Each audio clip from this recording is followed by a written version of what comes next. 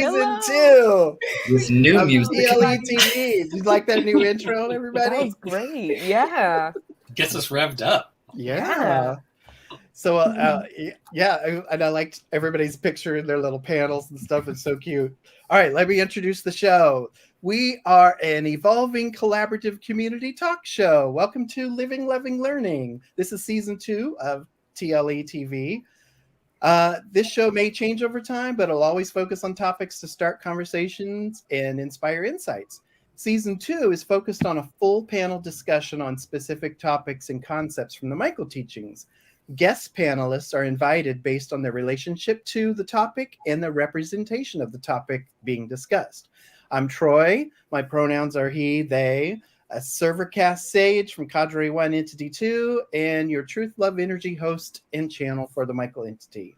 For more information on anything or anyone in this video, see the description in the final video post for the links. And now let's get to the rest of the panel. Welcome, everybody. Bobby, would you like to introduce yourself? Sure. Hi, everyone. I'm Bobby. I'm a servercast artisan from Cadre 2 Entity 2, and my pronouns are he and him. Kate? Hello, everyone. Great to be back. My name is Kate. I am a priestcast sage from Cadre 2 Entity 2. Represent. And that's it. Did we do your pronouns? Did you already say it? That's what I forgot. Thank you. My pronouns are she, they. Connor. Hello, TLE. I'm Connor. I am a scholar cast sage from Cadre 1 Entity 2. Welcome to 2022. Oh, he, they. He, they. Pronoun. He, they. Some of you may not recognize Connor because now we can see and hear them better because new year, laptop. New laptop. Woo! And new music for the intro, it seems. And Ro. Hello, dear friends. So good to be back here. I am Ro. I am an artisan cast priest from Cadre 2 Entity 7. My pronouns are she, them. All right. So what we like to do is catch up with each other and share something good that we might have experienced between the last show and now. So if anybody would like to go first in sharing what's good, because we want to inspire people to focus on what's good when things aren't always good. Bobby, do you have anything good? I think mine's probably just more of the same, but I'm just really glad to have friends right now. We over the holidays, we did get together with a couple of friends, which was nice because we are, for the most part, keeping our distance from everyone socially. Troy and I are. So just seeing our friends, both our besties as well as a couple of friends that we hadn't seen in a while, was really nice, refreshing, just building up that social energy that I feel like has been depleted over the past couple of years. Yeah. And then something that Troy and I had talked about recently was just our health. Like, I'm just so grateful that we continue to be in good health, and things seem to be ebbing and flowing with the pandemic, but I'm just really happy that for whatever variety of reasons it is, if it's just luck or if it's because we're being truly disciplined, Troy and I have so far been able to successfully avoid getting sick, and we're just staying healthy. And sometimes, that's the only thing you can look forward to each day. No, it's a very low bar these days. Oh, I breathed in today. What a good day. Kate? Oh, can I go last? Okay. I need to think about it. Connor, what's good besides your new laptop? Besides my new laptop, I painted my nails. Ooh, I love that. It's the second time I've done it myself. And what's the purple symbolize? I like purple. That's the whole story behind the purple. I like it. So new colors over time, but for now, this is what I like. How does that change history? I don't know. It probably doesn't. But the butterfly effect. Something's gonna happen. You never know. Yeah, I'll be on my deathbed with one less regret. Not regret that I did not paint my nails, despite loving the smell of nail polish. Well, Janet will love your purple. Oh yes. And Ro? Okay. I'm also thankful for my health.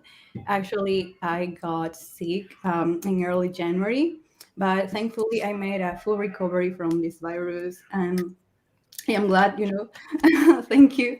And I've been doing some art, just being with myself, meditating, doing my usual self-care routines, simple pleasures. That's all about, everything I love.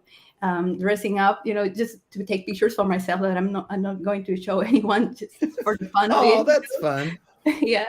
Um, Trying new clothes there, trying new colors. I bought some new brushes to paint watercolors, and I want to try them out today, perhaps. And yes.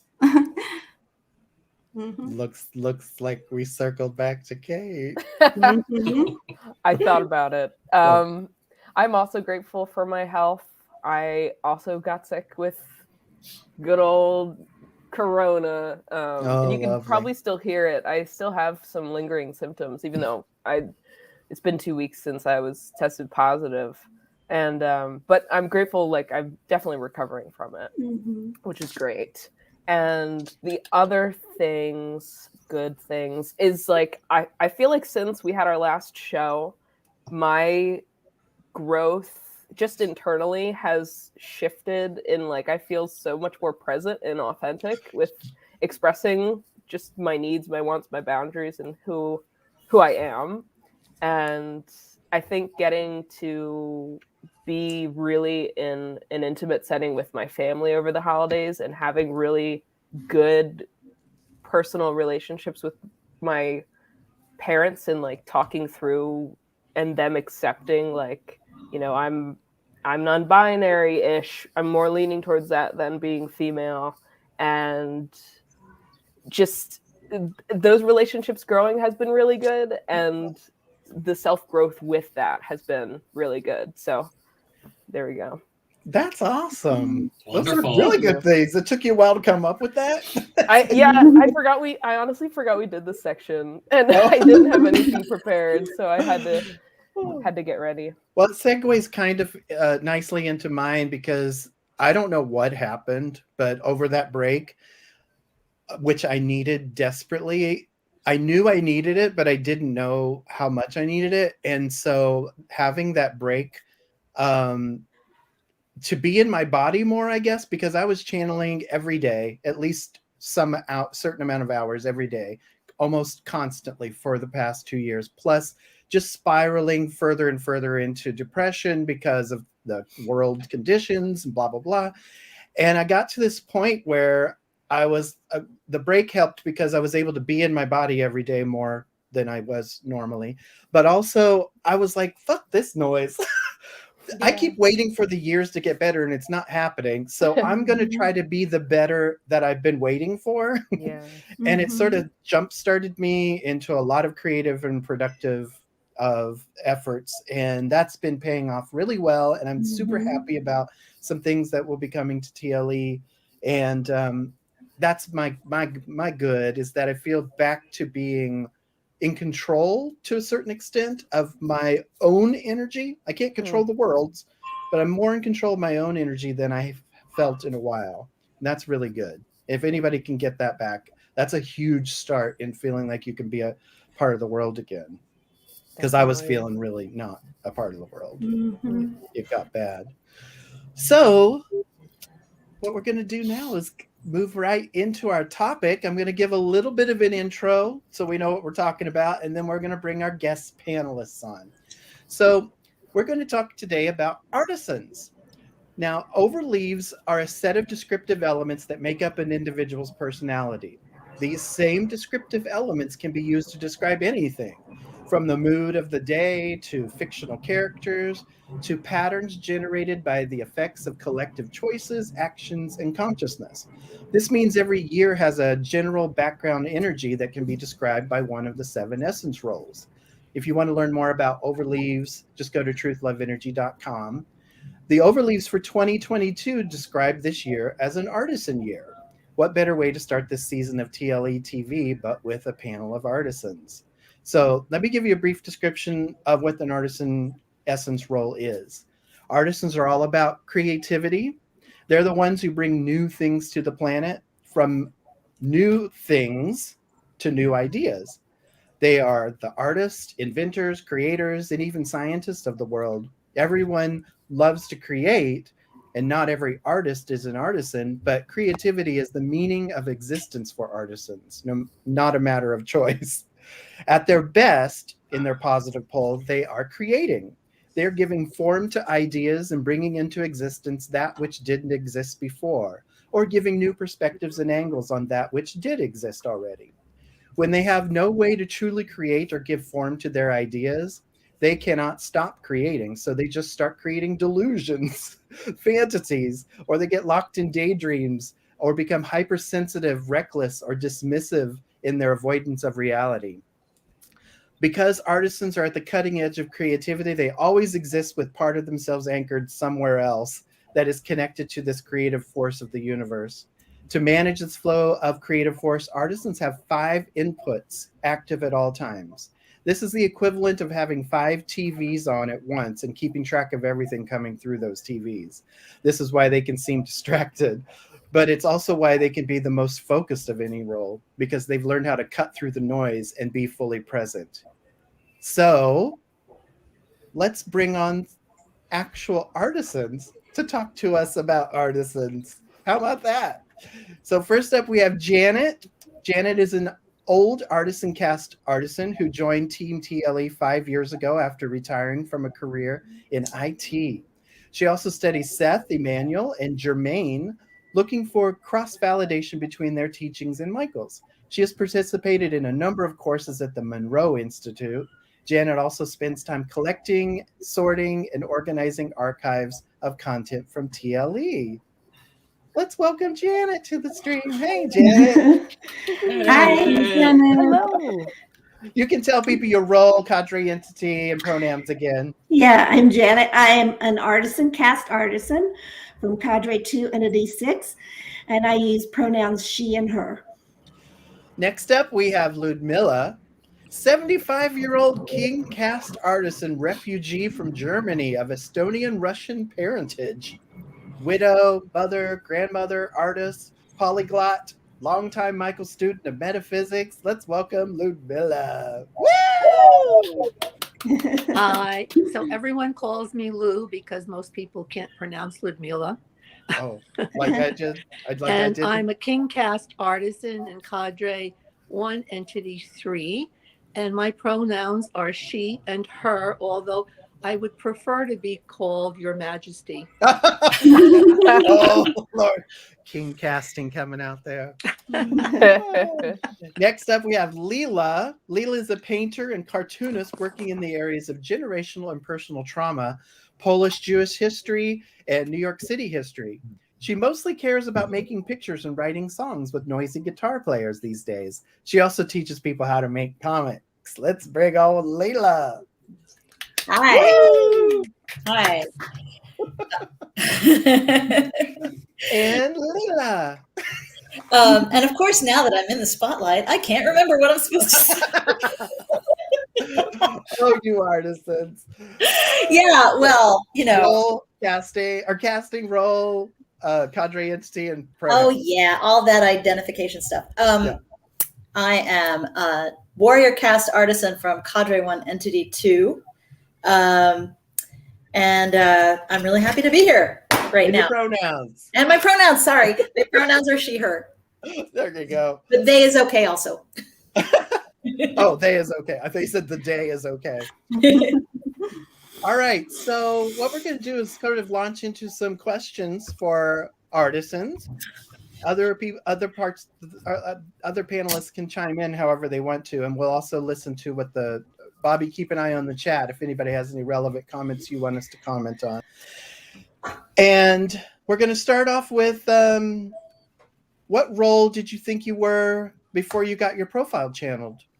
If you thought you were any other role at all, and why? Janet, would you like to start? Sure. I read messages from Michael in the late 80s, and I was 95% sure I was an artisan reading that book. Oh, And so when I got it channeled, it just validated my own impressions. Maybe because I'm an artisan cast artisan, oh, it was easier for me to pick that out. I don't know. that could be. Wait, did Kate get bumped? No, I'm No. here. Oh, Connor. we moved. What moved? Connor Connor. got bumped. Oh, Connor. Okay. Lou, did you know you were an artisan before you knew you were an artisan? Absolutely, yes. I read several Michael books, and I was in touch with a few channels before I settled on you when you had a different name. Should it be Utterly mentioned? Blue. That's right. And I thought, gee, I like that, Aw. and something about you just resonated with me. And I said, that's the guy who's going to do my overleaves. And so you gave me my overleaves, and they just felt right because I had pretty much felt that I was an artisan. I've always been creative and artsy. I remember drawing on the wall of my crib when I was like 3 and 4 years old. Took crayons to bed. So Wow. it's been there. Layla, did you know you were an artisan before you knew you were an artisan? What's funny is that I can't remember. I think I've always felt sort of out of my depth when reading certain aspects of Michael teachings. Like I'll read it and I'll try to figure it out, and then I'll think, oh, I can't get my head around this, or I don't trust my judgment within it. But I'll say that the friend who introduced me to the Michael teachings was convinced I was a sage. And I was just kind of thinking about this while we were in the green room talking about these questions. And I realized, no, I'm just like an Ashkenazi Jew, and we're very expressive. We're all like, we will go right into the heart of an argument or a discussion of any sort, and we will stay there until it's done. So it's a cultural thing. Yeah, So, cultural imprinting is a thing. It's a real thing. But I mean, I looking back, like as soon as you're the person who channeled me as that, and as soon as you did, I was like, well, of course. What the hell else would I do? Well, that brings us to the next round of questions. Oh, Bobby, did you know you were an artisan before you knew you were an artisan? Bobby's our only artisan on the panel, by the way, everybody. Much love. It's kind of a hard question to answer truthfully, because you channeled me probably within our second or third date. And that's right. So by that point, I hadn't really learned much about the Michael teachings, right? So it's not like I knew what the 7 roles were in depth and had a clear idea of what I thought I should be or was. But when you channeled me, it resonated instantly with me in terms of how I've always perceived myself, just being how self-expression has driven everything that I've done. So artisan made sense. Now, knowing the other roles, if there were another role that I could have seen myself possibly being back then, I would never say this now, but back then I would have maybe thought I was a scholar. Oh, okay. But no. But artisan definitely resonates. Okay. Well, that's a great say. But I will say, but I have a lot of scholar elsewhere in my overleaves, which might be why I sort of identify with scholar in a little bit. Yes. You've got that little, well, you relate a lot to robots. It's the scholar in you. We'll circle back to that one. So when you received your channeled role, did it immediately resonate? And then how did you validate it? How did you validate that you were an artist? And I think we kind of covered that in the first question, but let's just circle back to that and see if there was anything specific that validated it. Lou? Oh, well, it resonated with me right away. So I guess that the validation was, that you channeled what I thought I was after reading several books. So yeah, also I'm a Virgo, and a lot of the Virgo characteristics also match up with artisan traits. And so I had that in the back of my head also. And I think that helped also. Oh, interesting. Yeah. And Janet? Well, like I said, I felt like I was an artisan from the start, but I will say that when I learned about the 5 inputs, that pretty much nailed it.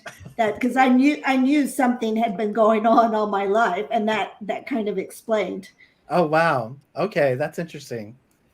Leila, did you? I know you said that you don't remember when you were exposed to, or when you knew you were an artisan, but when did you validate it? When did it just like make sense? You know, actually kind of something similar to what Janet just said. Is the thing about having 5 inputs immediately made a lot of stuff suddenly make sense. Like, okay, now I understand why I can kind of keep track of multiple streams of thought at the same time. Now I understand why I can have multiple projects going at the same time and modulate them. And it really, it helped me to understand a little bit about how to interact with other people around me as well. Like, all right, so maybe that person doesn't have 5 inputs, and that's why they're getting annoyed and confused when I'm throwing too much stuff at them at once, which like, to me seems normal, to them is overwhelming. So like I think that was the main validating moment. Oh God, I'm going to come back to that. As a recipient of Artisan Energy. Here we go. Here we go. So Bobby, how did you validate? Oh, what, Lou? Go ahead. Well, no, I just had a thought that many women can multitask. So the 5 inputs kind of come naturally, I think, to a lot of females. You know, you have to keep track of what's going on in the home and everywhere else, the kids and who's on what and where at what time. Personal safety also. Right. All of those things are constantly in your mind. So the 5 inputs didn't impress me so much when I read about it. I thought, well, yeah, you know, I think everybody who's a female has that, but maybe not. Good point. That's a good point. Well, but, Janet has something to say. The inputs are not the same thing as multitasking. I think somebody explicitly asked Michael that at one point. Oh. And so all roles can multitask. I think the inputs are more, there's a constant stream of information coming in. Yeah. All the time. That's a really great differentiation. Yeah, so somehow we're able to manage it, and that's where ideas come from. And that's where ideas about what to do and how to do it, how to manage it, that all comes, I think, from the inputs.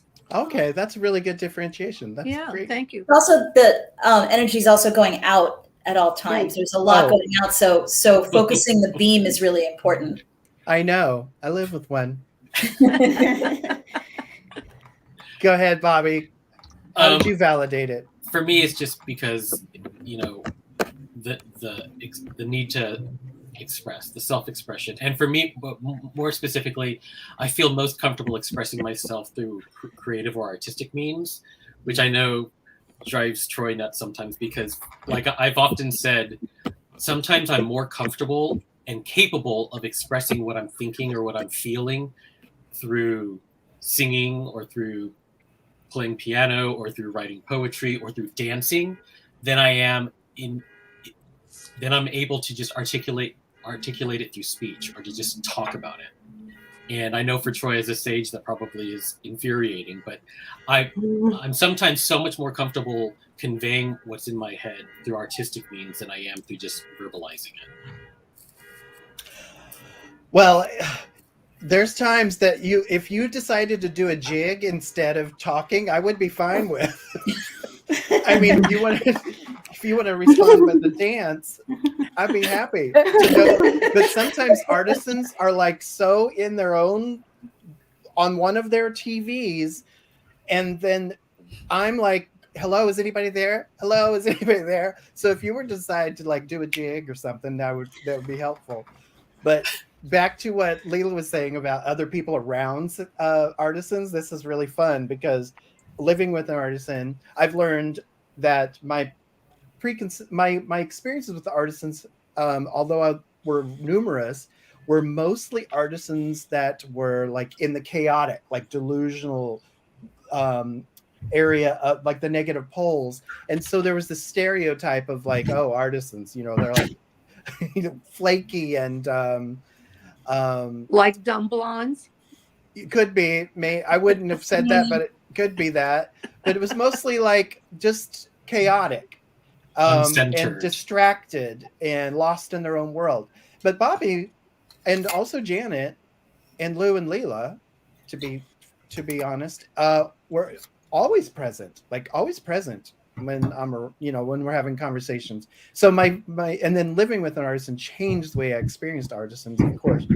But it's still true that like Bobby can be sitting there. I have no sign of life whatsoever. And I'm talking away, trying to tell a story about something that happened. And I'm like, are you listening? And he's like, yeah. Like he's on his phone, he's on his computer. There's something else going on, but somehow he heard everything I said and he has proof.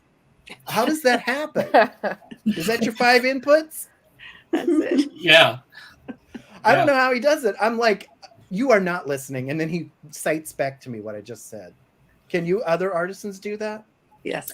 Yeah. Less so than I used to be able to. And I think that might have to do with processing a lot of heavy stuff and trauma. Like I find like, okay, I really, and also with getting much more serious in my own artistic output has caused me to just want to honor intellectual space even more.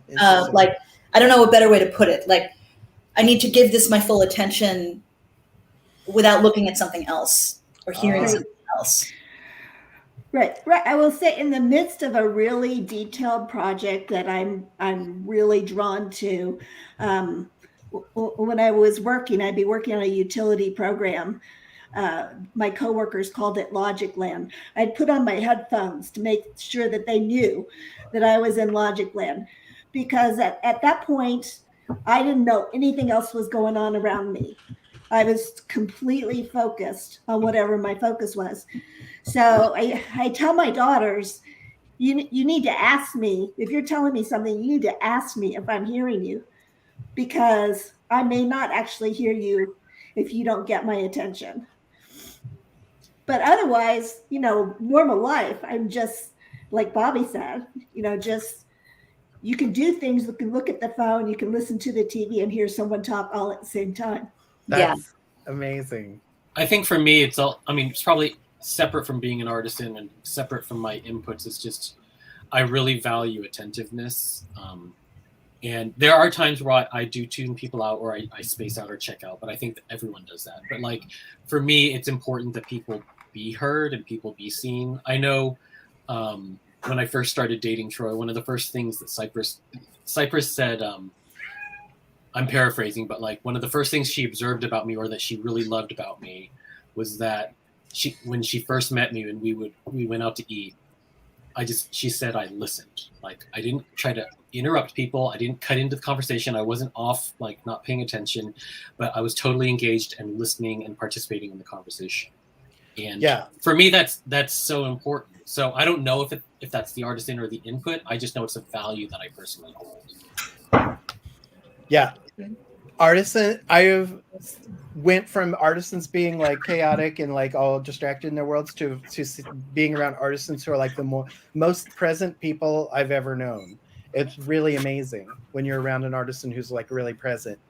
And that's kind of tied into the positive and negative poles, I think.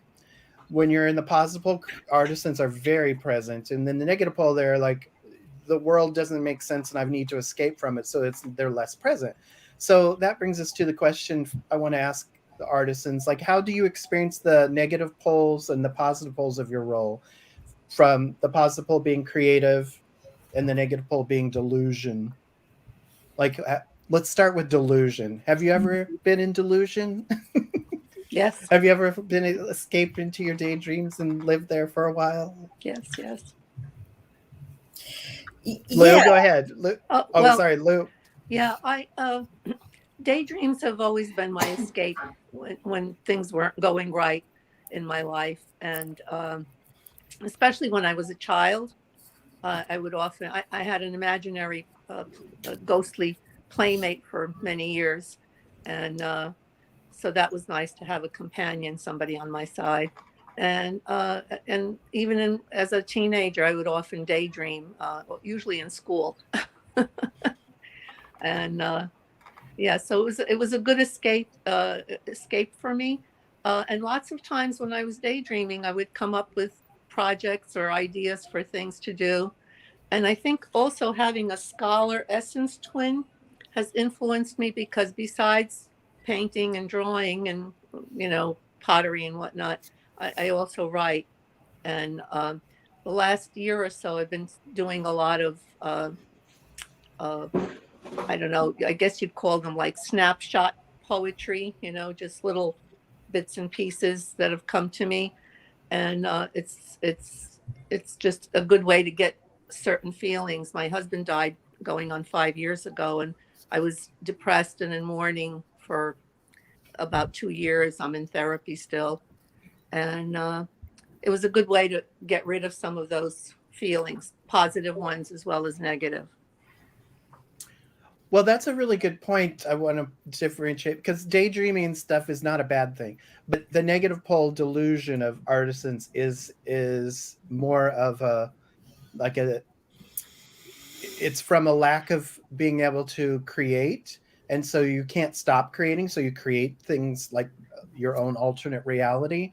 So we want to make sure that things like daydreaming, which can be positive and good things, aren't necessarily a negative thing. But when an artisan's in the negative pole, they're doing it because they're trying to avoid. It's a form of avoidance. So, yeah. Mm-hmm. I think an example of that, we were talking in the green room before the show. I think Janet was the one who brought it up. But I know for me personally, whether it's for work or personal things, if I'm not ready to take on a project, or if I'm apprehensive or feeling anxious, I will create. But I'm creating stuff that's essentially just creating a distraction or busy work. Like, I will put my world or my environment in order. I will clean. I will make sure everything's organized, because I feel like, well, at least if my environment's in good shape, then I'll be ready to tackle the, whatever is in front of me. But it's really just a delusion. I'm really just creating something else to avoid having to really face what's right there in front of me. Interesting. Yeah. So I definitely, on small levels, deal with delusion all of the time, where it's just in a way to avoid procrastination. Something. Yeah, Yes, I was going to but say you're still creating, but also. But it's creating for a negative reason. Yeah, Oh. I always say never do today what you can put off till tomorrow.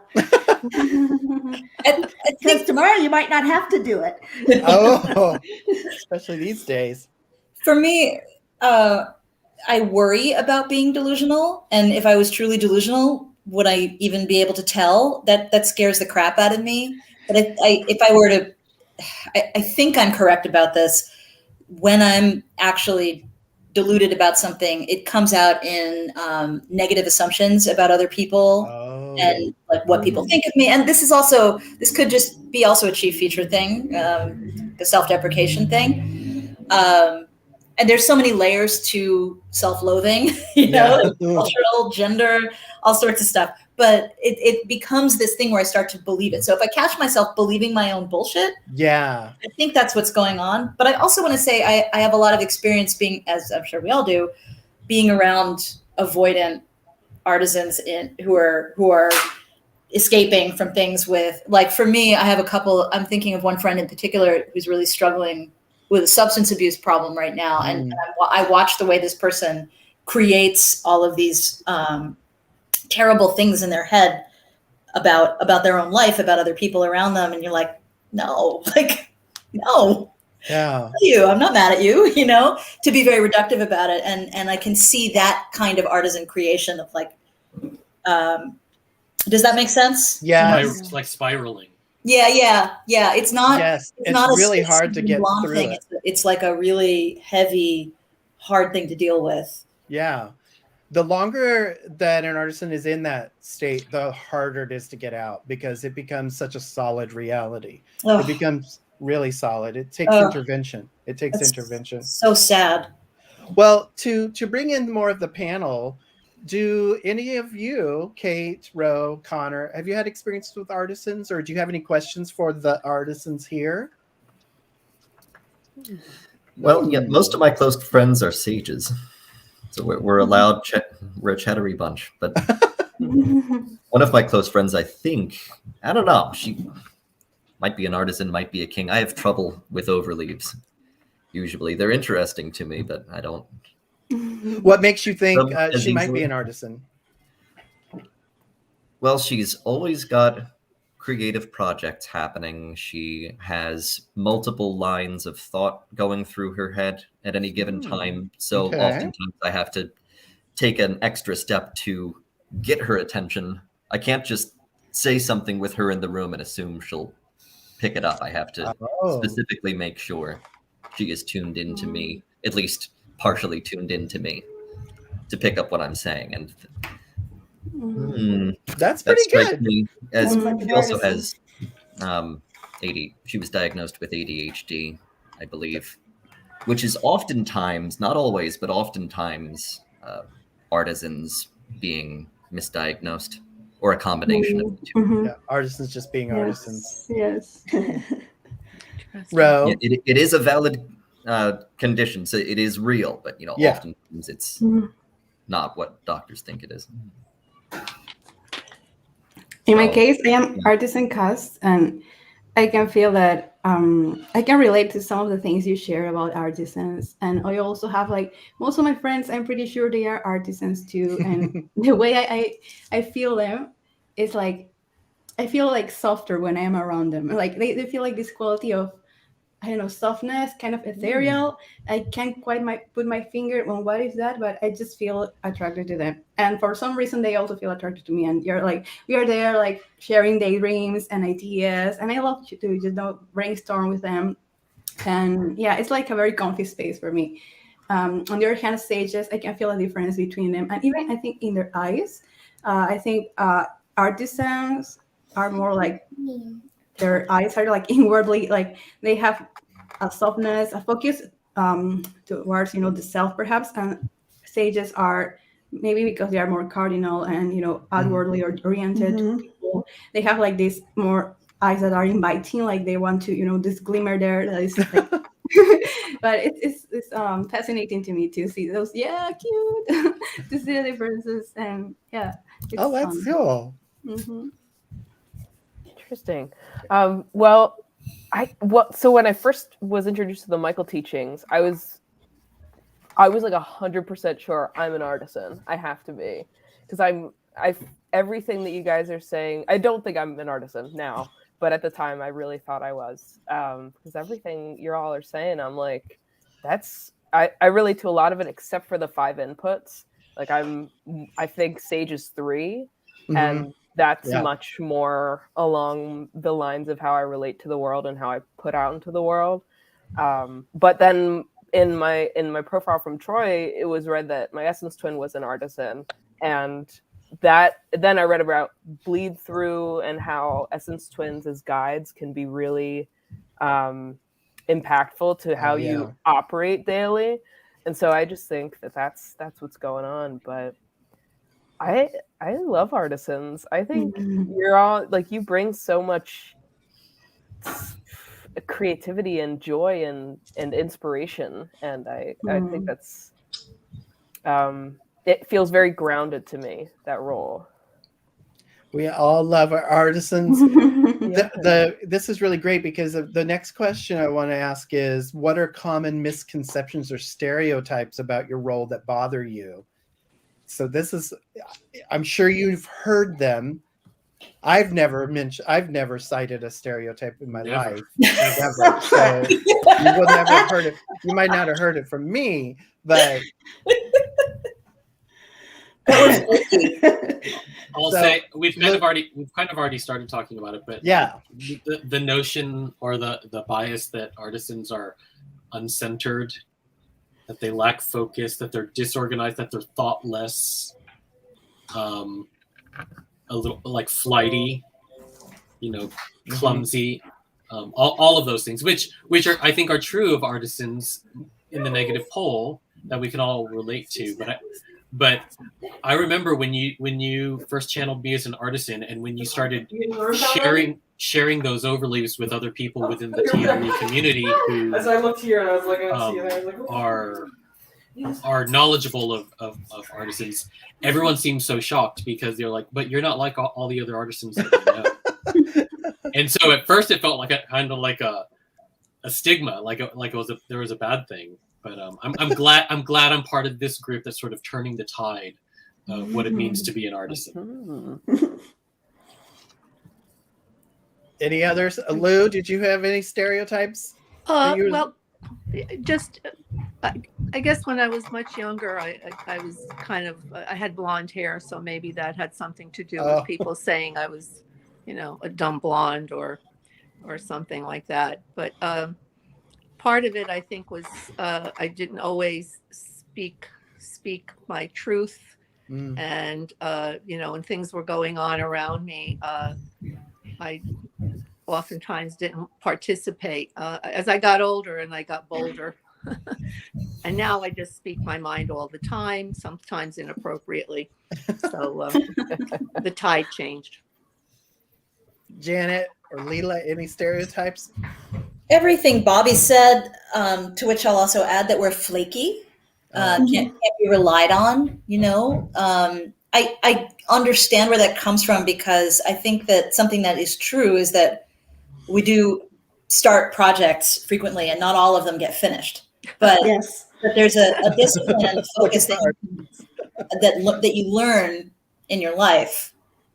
If you learning how to handle yourself like anybody does as they become an adult, hopefully, you can learn how to handle those qualities and channel them instead of letting them be problems. So, and flakiness is sometimes in the eye of the beholder anyway. Like I'm really suspicious of anything that sounds like a capitalist narrative at this point. Like who's saying flaky and why? Right. Yeah. Yeah. Not to overthink it. Some people are flaky, but yeah. But yeah, that's a really good point. I always feel like that too. Like when people use the word needy, that's another one where it's like, you're only needy to someone who doesn't want, like you're matched up wrong. Like I can be needy around somebody who's not interested in caring for me versus being around somebody who really cares for me and no longer needy anymore. Like it's right. That's a great point. Yeah. It's totally subjective. So flaky is like a matter of being understood or not understood. Yeah, or being mismatched in the wrong situation. Like, okay, that person was flaky because they didn't actually want to be there. Right. All right. There you go. Yeah. Janet, Absolutely. Did you want to chime in on that? No, I agree pretty much with what Bobby said. Yeah, cool. I will say that, in conversations, I try very hard to be present. I have power mode. This is a learning experience. When I'm participating in a conversation, I try to focus on the conversation and what the other person is saying. But if they say something that gives me an idea, oh no, then I have to think about that idea at the same time. And so, yeah, you might hear me come up with something completely different from what you've been talking about, just because I've been pursuing this idea at the same time. Right. Okay, that's fun. Well, if there was one thing you wanted people to know about what it's like to be your role, like if you wanted somebody to be like, you may love us artisans, you may be around us artisans, but here's what I want you to know to help you understand me as a person existing as an artisan. Is there anything you'd like to share? Oh, Lou does. Yes. Well, Michael once said that play your role. So I have to play at being an artisan, fully, and live your casting. So I'm king cast. So I have to be more regal and royal. Interesting. Leela? That's a hard one. I guess I would say I really enjoy having 5 inputs and being able to have so much information processing through me at any given time. And I would say for me, it isn't like having multiple televisions on, because that would make me insane. Actually, maybe that's a thing that's going on with artisans who haven't figured out who are in chaos mode. For me, it's more like if you've ever recorded in a recording studio, like multi-track recording. Oh. So when you're mastering a recording, like you're listening to everything, or you could do this at home, just listening to a piece of music. You listen to multi-tracks. Yeah. There's always a lot going on Now I'm actually starting to think, well, I also have issues with being hypervigilant, which has nothing to do with being an artisan. So this may also be why I'm always like paying attention to lots of things at the same time. But I want people to know that it's really, it's a delightful state to be in at the right time. Oh, Leela, is that maybe your warrior casting, the hypervigilance? Maybe. I hadn't thought of it that way. Put a pin in that because I'd love to talk more about that. Oh. Hear more about that. Yeah, maybe. You're always scoping out the world around you. You know. And then life experiences also can contribute to making you hypervigilant and maybe bringing out things that are already innate because of something like casting. Yeah, interesting question. Yeah, we might circle back to casting if we have time. Let me bring That'd be cool. Lou back. Janet, do you have anything sorry. you'd like to add? What do you want people to know? Well, I would say that if you're going to give me an assignment, you should make sure that it's something I'm actually interested in doing. And a deadline is very helpful. Yes. Oh, that's interesting. Deadlines are so good. I wonder if that's a... Go ahead, Leela. I was just going to say, Janet made me think of something too. I agree with all of that. And also, if you're going to invite me to participate, collaborate on anything, you better prepare to commit because I will commit hard. Yes. Do you all agree? You artisans? Yes, absolutely. Nice. Well, you keep skipping me. Oh, sorry, Bobby, I keep forgetting. You're the core panel. I keep forgetting, my love. Go ahead. This one I actually wrote down because I had to get my thoughts. But for me, what I want people to know, and actually, it's really all I want Troy to know because he always harps on me. No, Troy knows this about me. Is I see the world around me through patterns and associations. My eyes are always finding and building relationships based on color, function, harmony, shape. It's something that's just innate and subconscious because I'm not actively looking to see the world this way. But as a result of seeing the world this way, I often have very strong visceral reactions to things that conflict with me trying to accentuate those patterns and accentuating those relationships. The look on Troy's face. Good to know, hon. Good to know. It's what drives him crazy about us being in the same house together. All right, so what I'm going to do now, before we start taking questions from or in comments, I'm going to read you a couple of excerpts, and I want to hear artisans' responses to this channel material. So let's talk about artisans loving and being loved. It's very unique for artisans. And, well, it's unique for every role, but we're talking about artisans today. So this says, every role has its blind spot to love. And when that blind spot finds light, that role usually experiences a profound exposure to love. Artisans, more than any other role, usually need to see that they are loved as a means to bring light to their blind spots. By this, we mean that they are often quite affected by displays of love, showcasing love, aesthetics that mean bringing it to their attention. Artisans, despite their capacity to create, have the most challenging time having. And therefore, when love is made tangible in some way, this is beautiful to them. Love is let in. Artisans need to see love. Demonstrating love for an artisan is acceptable to the artisan because once it is in creation and created for them, it's okay for them to want it. Artisans can tend to take love if it's not offered, creating manipulative strategies to secure it without looking like they want that love. Oh, burl. So what do you think about that? It's almost like love doesn't have any way of getting through to an artist until it has a form.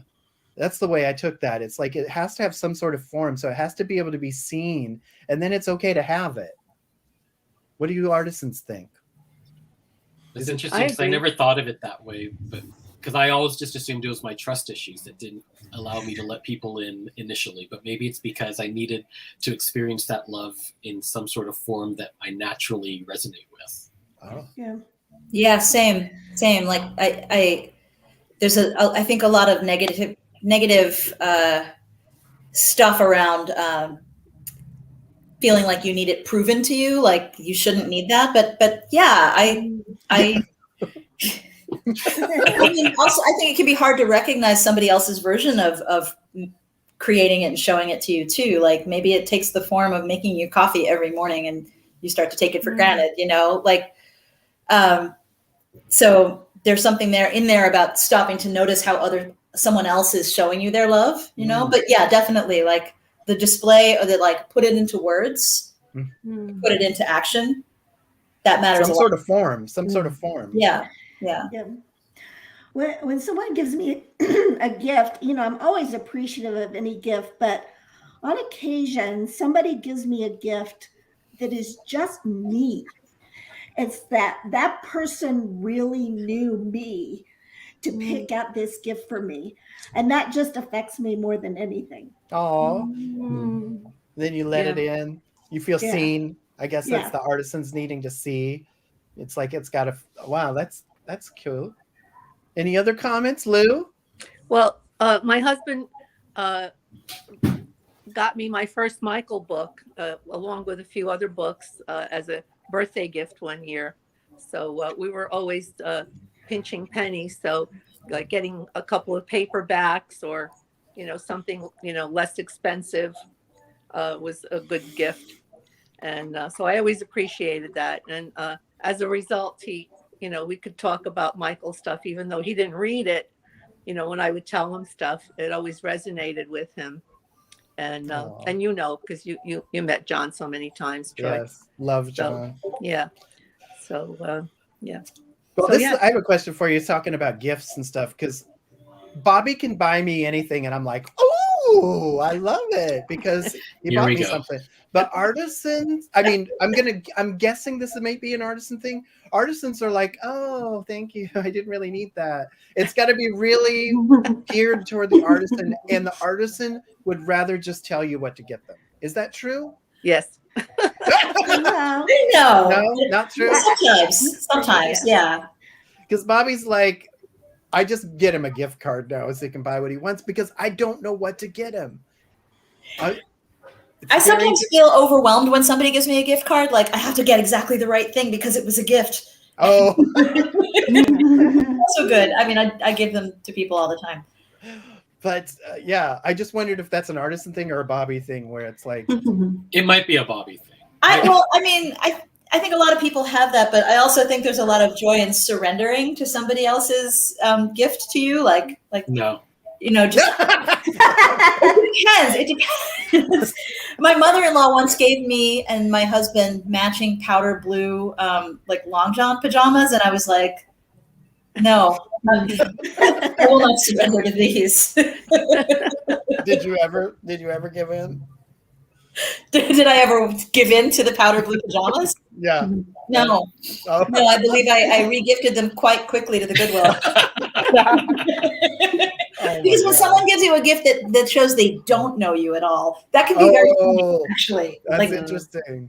Extremely hilarious depending on the circumstances. I think for me it's insulting. It's just I have very specific taste and aesthetic, especially in my immediate environment, and like I don't want something that I don't want.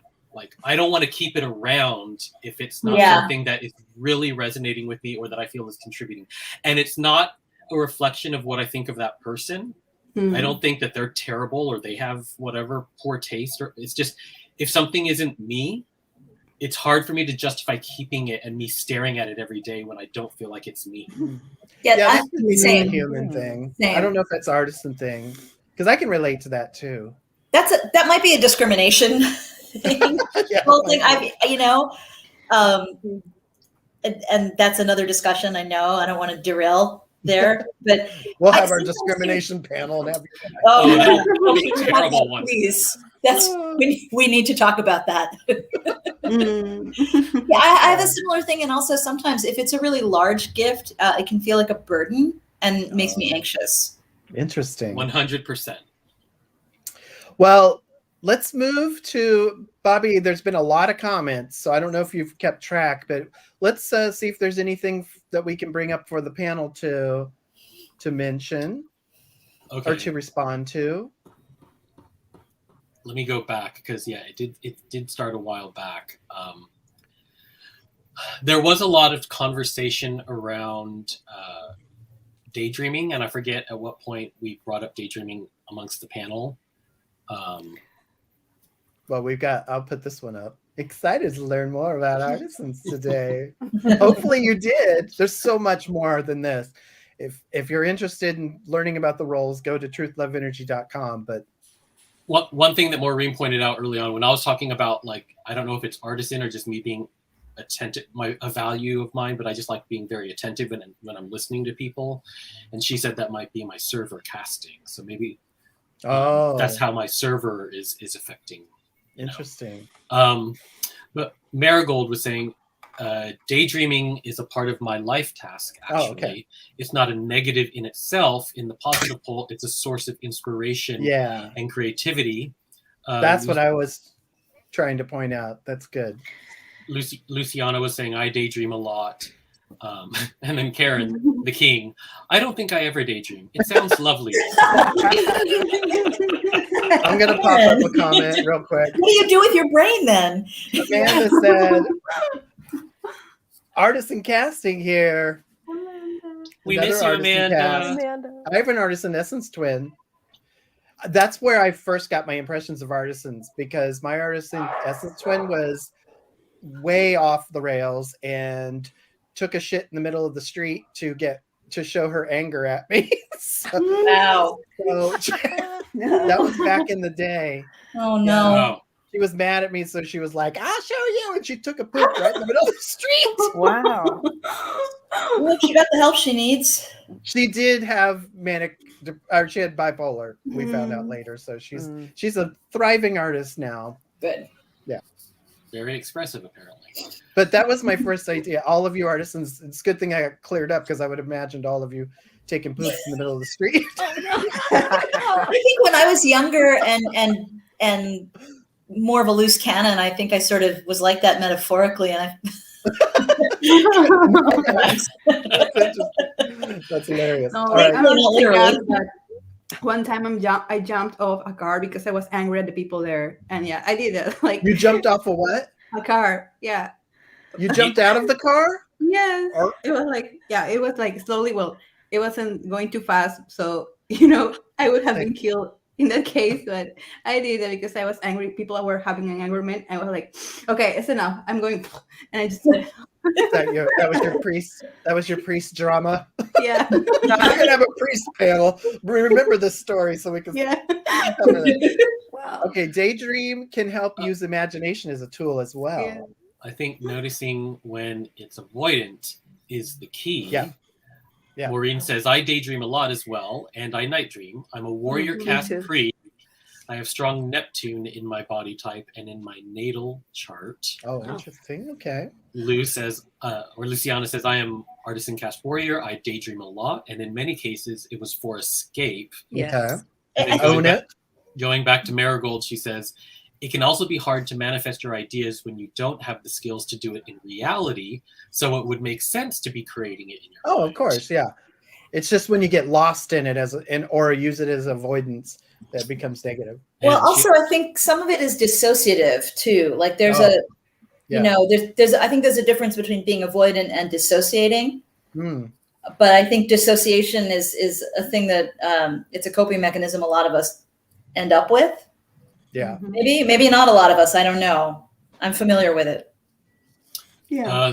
So Marigold finishes off by saying it's pleasurable. Not everything has to be done in the name of productivity. So right. If you're gonna daydream, just daydream. Oh yeah. We're not disparaging daydreaming. No way. Just pooping in the street. Don't do anything that'll get you arrested. Good rule of thumb. Danila, who was wonderful in putting together this panel for us, said, my 13-year-old is an artisan. This discussion has been very helpful. He is young and still in the negative pole. Oh, no. Being 13 is really hard. It really kind of blows.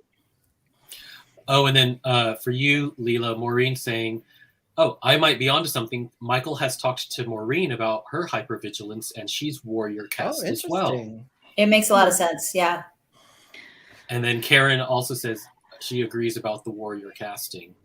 And then bringing us up to current, Danila says, question for all of us. What advice would you have for a parent who's raising an artisan who is still working through negative pole? What were you like as a teenage artisan? Oh, great question. God. Who wants to go first? Yeah, I spent a lot of time in daydreams and fantasy worlds and hiding in my room in a book with my nose in a book or just daydreaming. And perhaps that was just because I didn't have the social skills at that time. I was just very much internal and into my thoughts more than wanting to be external and interacting with a lot of people. You're building yourself at 13. And I would imagine, you know, if it's also part of your nature to build yourself through daydreaming as an artisan, that's a particularly tender time. I think if I could go back and tune into my 13-year-old self, what I would have wanted was more kindness about my own nature.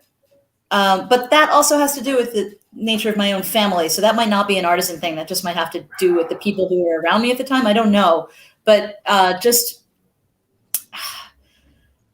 think it must be hard to strike the balance of leaving a young person alone enough to develop themselves and also checking in with them and making them feel seen and loved. Yeah. I think for me, I sometimes felt I had to contain my expression, my expressive nature, because my immediate family, or at least my parents, my mother internalized a lot. So she was very emotional as a person and very emotionally present, but she didn't show it outwardly. And I think that was just her cultural, that's just her culture on display. And my father, he didn't really express emotion either.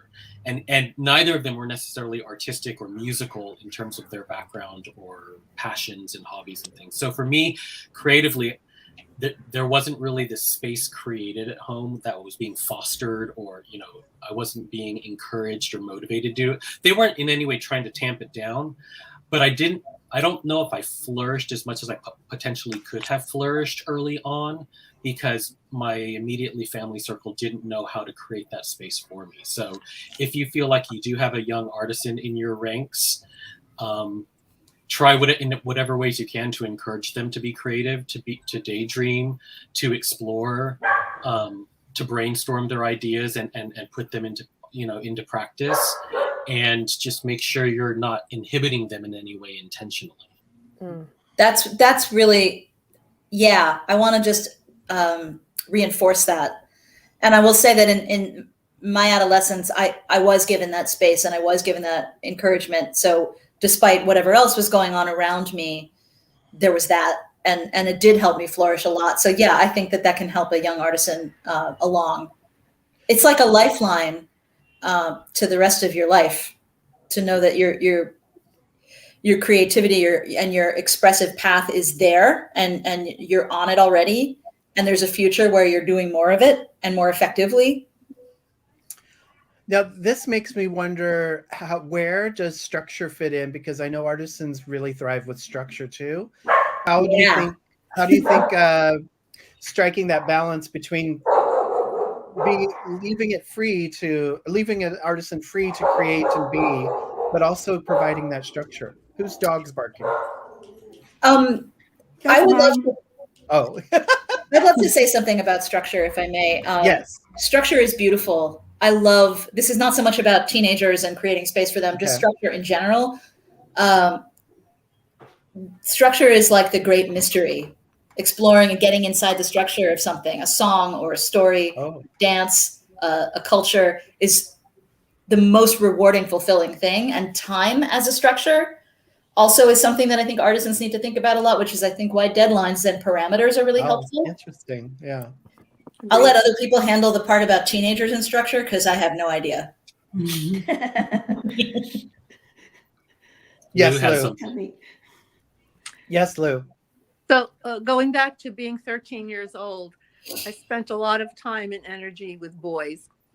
And luckily, there was a lot of structure in my life. I took piano lessons. I went to ballet school. I was involved in projects at school. So that cut down on my available time and energy, which was probably a very good thing. Yeah, being hormonal and 13 and curious is a dangerous combination. So it's good. So the structure as a 13-year-old that might be helpful is having creative things to do, like that are provided, or creative paths and introduced these days, to you. As a person who's sequestered in my nice little apartment here and not having a chance to mingle with people because of COVID, structure is really important for me as well, because then I have a reason to get up and do things, because I have either an online class or I have certain schedule to follow with different things and appointments and so on. The days that I don't have anything scheduled are just awful, because I'll wind up like hanging around in my nightgown till 2:00 in the afternoon. Not a good thing. Well, I don't know what I have Artisan Essence Twin, and I'm in an Artisan entity. There's a lot of Artisan influences, but I relate to that too. Like, structure really helps me a lot. Yeah. And it's really hard when I have to create it myself for myself. That's really hard. But I also know other people don't need that. So I don't know. It must be the Artisan influences. I'm trying to think. Cypress, I think she might be watching. Cypress could easily lounge around till 2 p.m. in her nightgown and be proud. So she wouldn't think a thing about it. So I don't know if I can't remember if there's Artisan in Cypress somewhere or not. If it's an Artisan influence of some sort. But I need structure too. It really helps a lot. Yeah. There's a lot of kinds of structure out there too. Yeah. And yeah, I think the pandemic has definitely made us exist in a really formless way that is hard to deal with for all of us. We're all navigating it in our own way. But yeah, that Lou, I hard relate to that. But I'm a person who also works in a deadline business and a deadline art form and a highly structured art form. So I have found that to be a real solace. Nice. But actually, it's funny. This is a rumination on structure, and I hope it isn't too tangential. But when I was a teenager, I went through a period where I felt like I was losing my mind. And the thing that I lost my mind over was structure, and feeling like I couldn't find it. I couldn't figure out what it was. And if I started to deconstruct things so much that I seemed to go to nothingness. The thing that brought me back was a combination of reading Zen and the Art of Motorcycle Maintenance and taking anatomy, like life drawing classes at the Art Students League every week. Wow. With this very old school anatomical drawing teacher who would give these lectures in the middle of class on a specific bone structure. Like, today we're going to talk about the greater trochanter. It was the greatest thing in the world. It was like all of my sanity just came back. Oh, nice. I think I might have the opposite relationship with structure, in that I tend to place so much structure around me when I'm trying to be creative that it suppresses and it steals all the oxygen from my creativity a lot of the times, and I end up clipping my own wings. And sometimes I wonder if that's because the upbringing I sort of had to motivate myself all of the time in terms of my creativity and fostering that and bringing that out. But I was also dealing with, and I'm not saying they intentionally made me feel shameful, but because I wasn't getting that from my immediate surroundings, there was this connotation of sometimes like maybe I was being too expressive, so there was like some shame or negative connotation associated with my creativity because no one else in my family did it. There was concern that it wasn't going to be financially stabilizing as a career.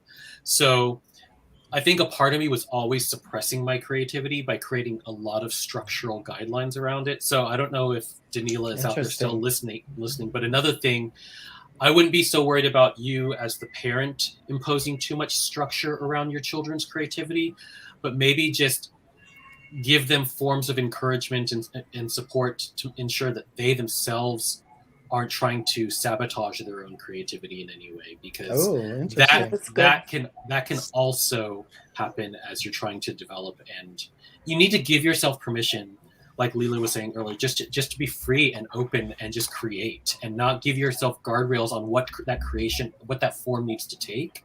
And I think a lot of times I try to define it in a very tight space when I shouldn't have. I should have just let it be open and free.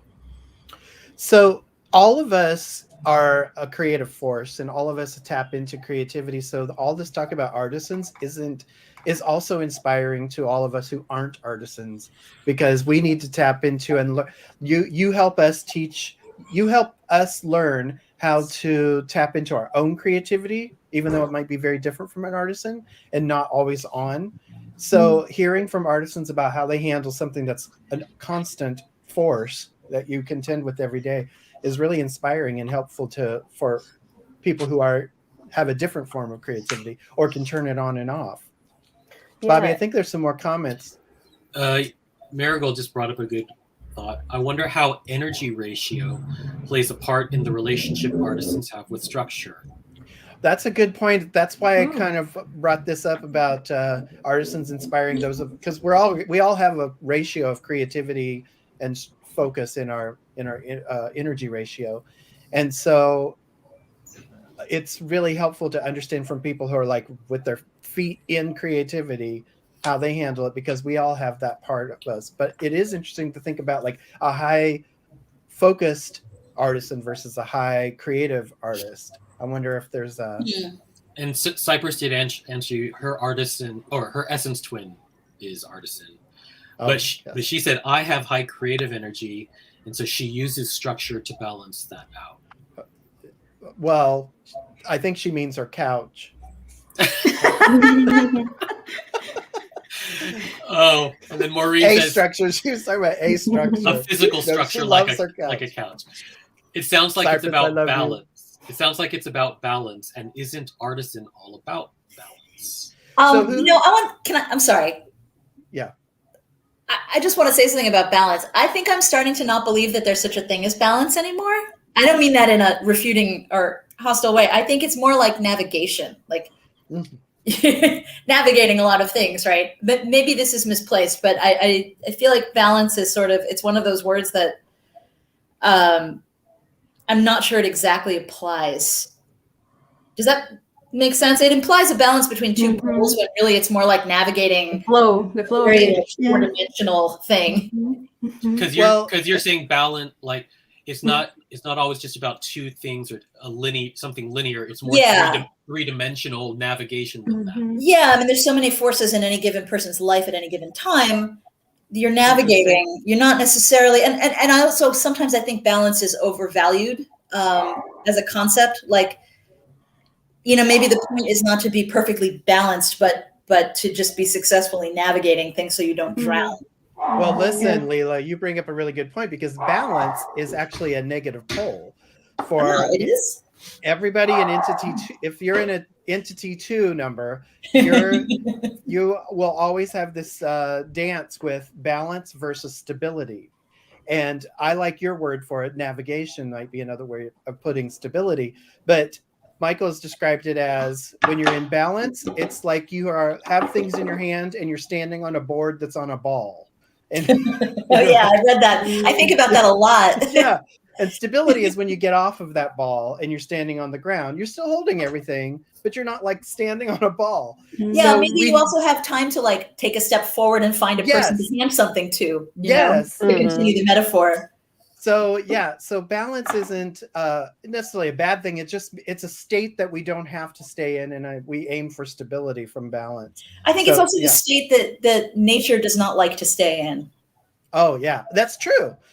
That's why we walk. That's how we walk. We don't walk because we're constantly in a state of imbalance, but we're always the effort is always to gain balance. That's how we move our legs. Boom. That's how we progress. What was more profound in my head? Well, I like what Maureen just said in the comments, and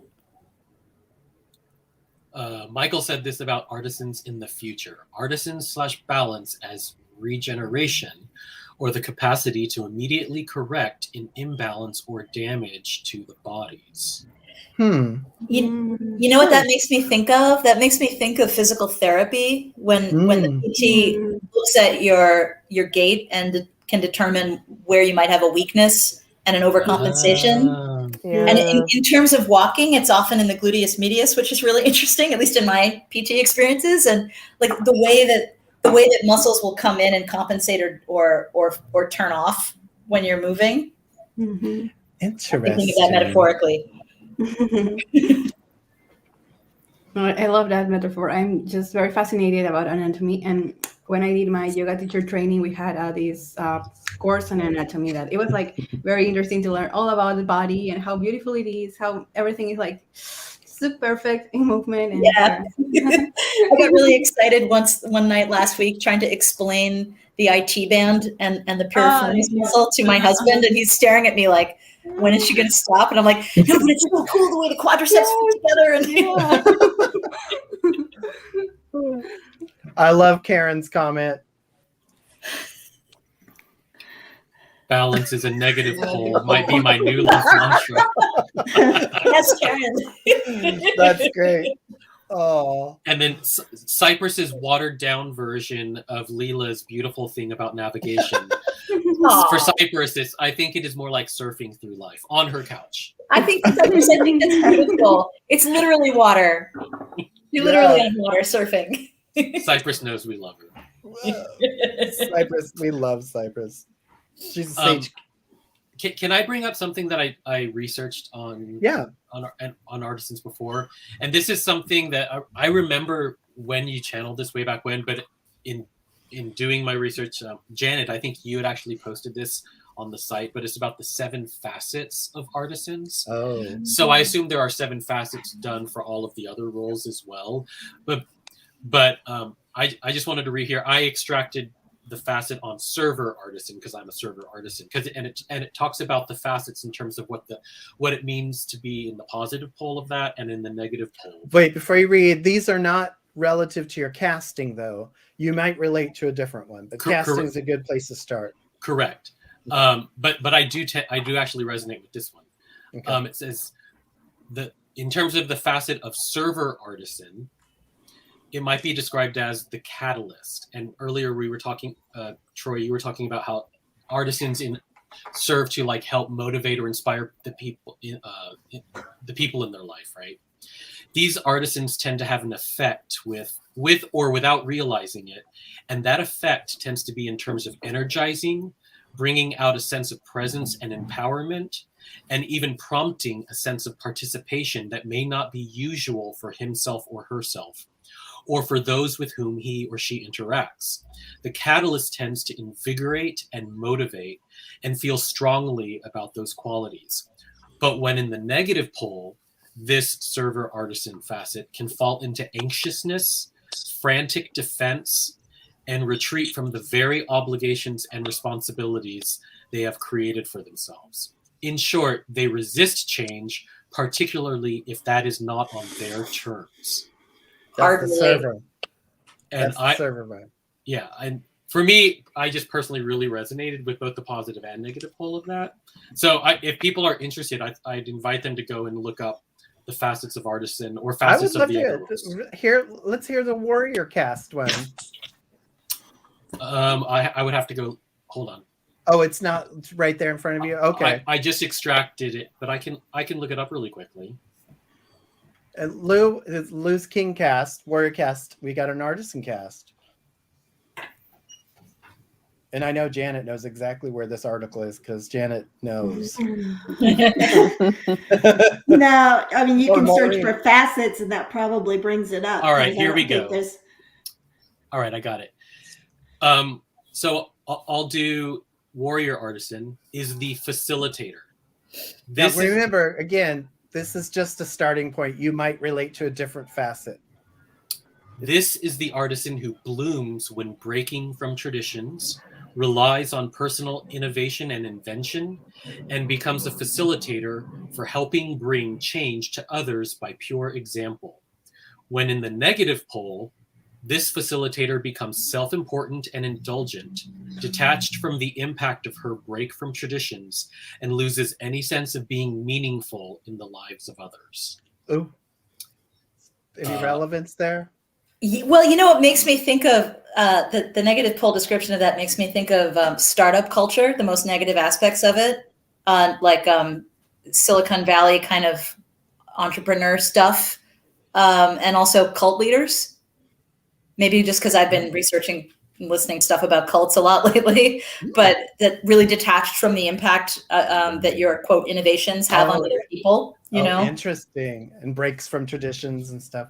Right, like disrupting things that don't need disrupting. Interesting. So if we're interested in artisan, I'm sure Janet's already read up on this. Yeah. This is the most negative one. Is it? In all the facets, the one that matched the artisan cast artisan or sage cast sage or server cast server turned out to be the most negative of the facets that is discussed in that same transcript. Oh, interesting. Case in point, the artisan is the anarchist. This is the most chaotic, explosive, and unwieldy of the artisans. And this is a good thing for breaking down rules, owning responsibility for one's actions and creations, and bringing about drastically new directions. When the anarchist falls into the negative poles, it is corruption, violence, invasive, and complete disregard. Yeah, you probably relate to a different facet. Yeah, I don't remember which one. Maybe that was your cousin. My cousin? Oh, the one who pooped in the street. Oh, yeah.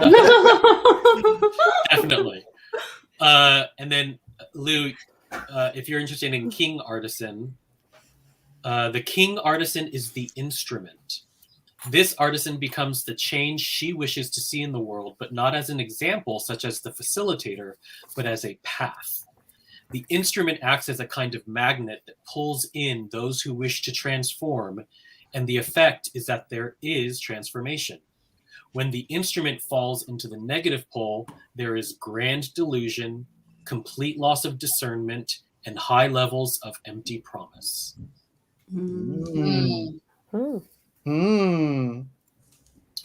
But that doesn't mean it's you. Lou's crying. No. Lou, you're muted. We can't hear you. Uh-oh, we can't hear you, Lou. We love you. You can't hear? No, she's oh no. Something Can I happened share with her something? So very expressive. Oh yes, Yes, it's something that I remember somewhere on a transcript that really touched me, and I think I wanted to ask this to artisans. This quote about your life being your masterpiece or your main work of art. Your life as your art. I've thought about that a lot.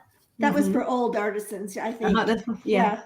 I've thought about that one a lot because I'm a professional artist and I'm constantly working on the next great project of my life. And so I feel like I'm sure that's true, but I'm not going to know it until I'm dead and on the other side and reviewing it, because how could I know till I'm done? Oh, interesting. That's so artisan of you. Well, also, like most human beings, I spend most of my days just feeling sort of gross and corporeal. So, Yeah, that's funny. That's funny. Well, thank you all for being here. Oh, did you have something more to say, Janet? Yeah, I do. I have another transcript. Okay. I asked Michael about artisanness at one point. Because they told me that I have been artisan cast in every grand cycle. Oh. And so I asked them about artisanness because this is the first time I've had the artisan role. And this transcript is posted on TLE. And they said, yes, the core of the artisan is creation, but this often translates into bringing to life or infusing life into various elements of the life. And then they said the artist's medium for infusing life or bringing to life is change. To the extent that the artisan resists, dismisses, or is afraid of change is the extent to which the artisan is asleep or in delusion. This resistance to change is not the same thing as having structure and order and routine. Those qualities are often quite vital to the artisan, but are not defenses against change. These qualities actually help in adapting to change. Interesting. Mhm. So I think I need change all the time. It's a requirement for me. I relate to that just having an artisan essence twin.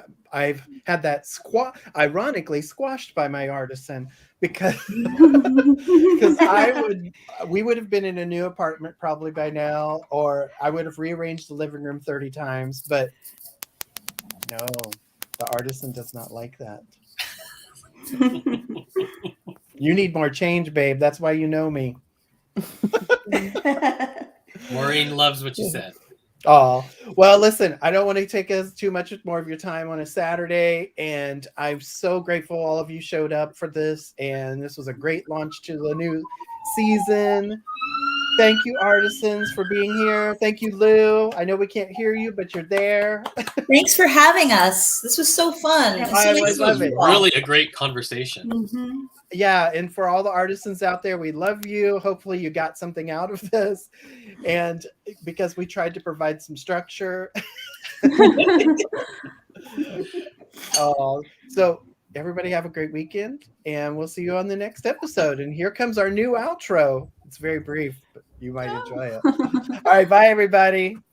Don't forget to subscribe and like the video, please.